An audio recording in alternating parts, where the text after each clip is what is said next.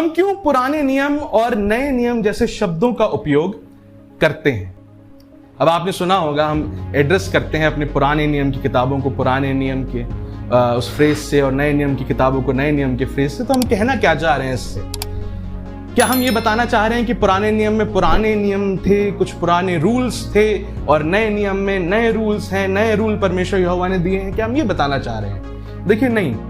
अंग्रेजी में हम जो शब्द इस्तेमाल करते हैं वो है टेस्टामेंट।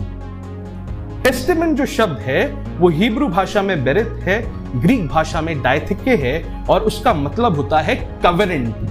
क्या मतलब होता है? कवेनेंट। और हिंदी में उसे हम कहते हैं वाचा। तो जब हम नियम की बात कर रहे हैं, असल में वो इतना अच्छा ट्रांसलेशन नहीं है, उसका सही अनुवाद होता नई वाचा और पुरानी वाचा। पुरानी वाचा वह वाचा जहां पर मूसा को मध्यस्थ ठहराया था, इजराइल के घराने के साथ वो वाचा परमेश्वर यहोवा ने बांधी थी, जहां पर परमेश्वर यहोवा ने अपनी व्यवस्था को दिया था और कई सारी आज्ञाएं उसमें दी थी परमेश्वर यहोवा ने। और नई वाचा वह है जिसका मध्यस्थ कौन है?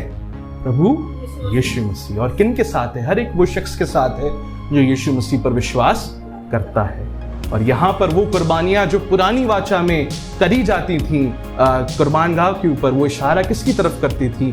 मसीह की तरफ करती थी, जिसने अपने आप को कुर्बान कर कर हमें नष्ट होने से बचाया। पुरानी वाचा और नई वाचा।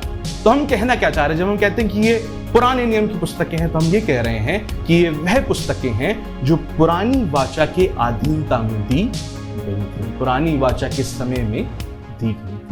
और जब हम नए नियम की पुस्तक कह रहे हैं तो उसका मतलब क्या है? कि ये वह पुस्तकें हैं जो नई वाचा के वक्त में दी गई थी।